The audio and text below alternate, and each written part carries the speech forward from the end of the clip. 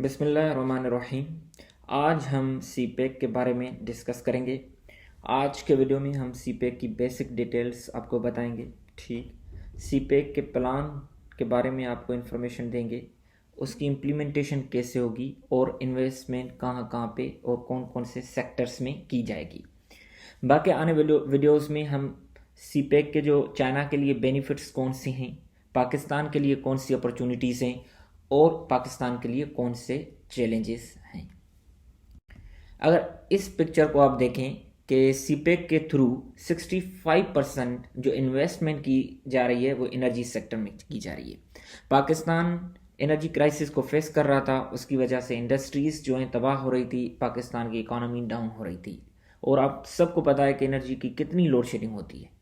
तो इस हवाले से ताकि एनर्जी क्राइसिस ख़त्म हो, इंडस्ट्रीज़ को अनइंटरप्टेड पावर सप्लाई मिले, तो 65% एनर्जी पे इन्वेस्टमेंट हो रही है। उसके बाद आप देखते हैं रोड्स की प्रॉपर नेटवर्क है नहीं, तो तकरीबन 18% इंफ्रास्ट्रक्चर पे खर्चा किया जा रहा है। उसके बाद तकरीबन 15% रेलवेज पे एंड 2% गवादर डेवलपमेंट प्लान पे खर्चा किया जा रहा है। तो ये फॉरेन डायरेक्ट इन्वेस्टमेंट मुख्तलिफ सेक्टर्स पे क्या इनको लगाया जा रहा है। अगर हम देखें कि CPEC is actually a collection of infrastructural projects. इसकी पहले अगर हम देखें कि $46 बिलियन का प्रोजेक्ट था, but Aahista Aahista development plans बढ़ने लगे, तो अब इसकी जो वर्थ है वो $62 बिलियन से। ये जो छोटे प्रोविंसेस थे बलूचिस्तान और सिंध, उनको ग्रीवेंसेस थी कि सारी जो डेवलपमेंट हो रही है वो पंजाब में और उसके बाद केपीके में हो रही है। तो उस ग्रीवेंस को दूर करने के लिए दूसरे प्लान्स ले आए, तो इस वजह से प्रोजेक्ट की कास्ट क्या हो गई, इंक्रीज हो गई। अगर हम देखें कि CPEC is one of the 6 projects of belt and road initiative. CPEC एक फ्लैगशिप प्रोजेक्ट है, उसके अलावा बेल्ट एंड रोड इनिशिएटिव के 5 और भी प्रोजेक्ट्स हैं। अगर उनके नाम आप देखें तो यहाँ पे लिखे हुए हैं।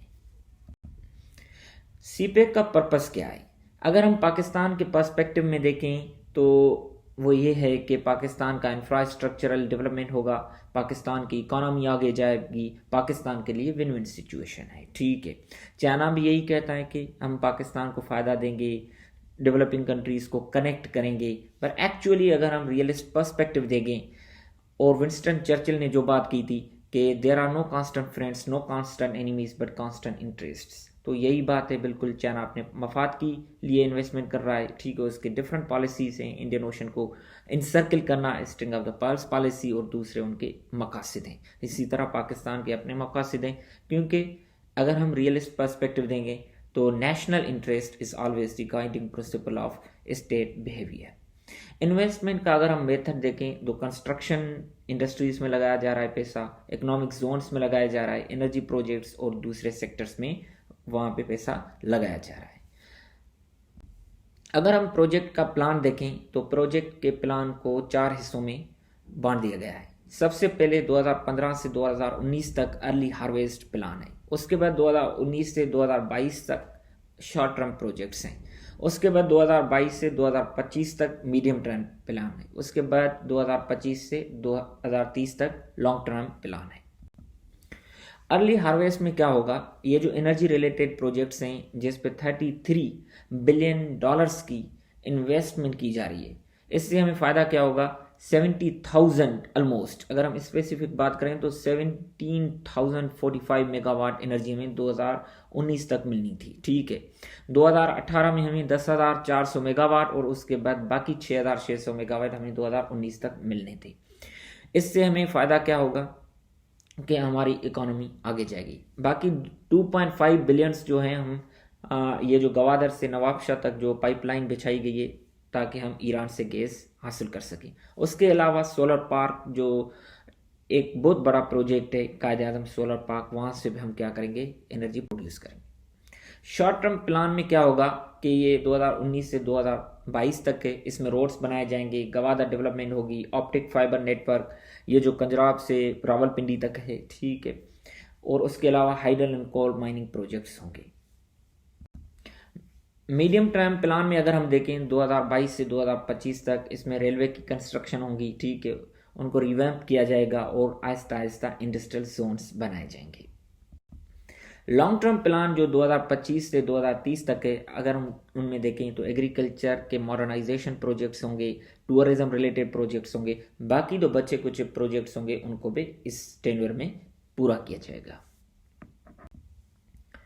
अगर हम देखें कि मेजर एरियाज इन्वेस्टमेंट की कौन सी हैं, construction of highways and railway tracks, development of Gwadar ports, energy generation projects, industrial zones की डेवलपमेंट, ठीक है, pipeline for oil and gas transmission, cyber networking and telecommunication, water supply projects for Gwadar. तो ये major areas हैं। आपके सहूलत के लिए मैंने यहाँ पे कुछ प्लान्स लिखे हैं जो ट्रांसपोर्टेशन एंड कम्युनिकेशन के लिए हैं। आप जो मेजर प्लान्स हैं वहाँ से आप ले सकते हैं और अपने पेपर में इनपुट कर सकते हैं, ठीक है। उसके अलावा जो इंडस्ट्रियल कोऑपरेशन के प्रोजेक्ट्स हैं वो भी मैंने यहाँ पे मेंशन किए हैं, जो इम्पॉर्टेंट है आप वो उन पे फोकस करें, जैसे कि गवादर नवाबशाह LNG है।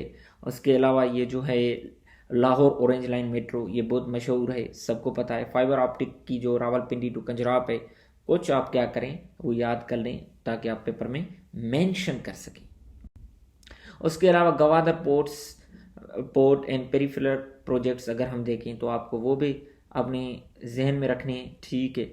स्मार्ट सिटी मास्टर प्लान जो गवादर के लिए, फ्री इकोनॉमिक जोन है, पाक चाइना फ्रेंडशिप हॉस्पिटल है और दूसरे चीज़ें, और उनका स्टेटस भी दिया गया है कि कब पूरा होगा और किस स्टेटस में इस वक्त हैं। स्पेशल इकोनॉमिक जोन सबसे इम्पॉर्टेंट है। आप सबको पता है कि पाकिस्तान को इकोनॉमिक जोन्स की बिल्कुल ज़रूरत है क्योंकि पाकिस्तान की इकोनॉमी सफ़र कर रही है।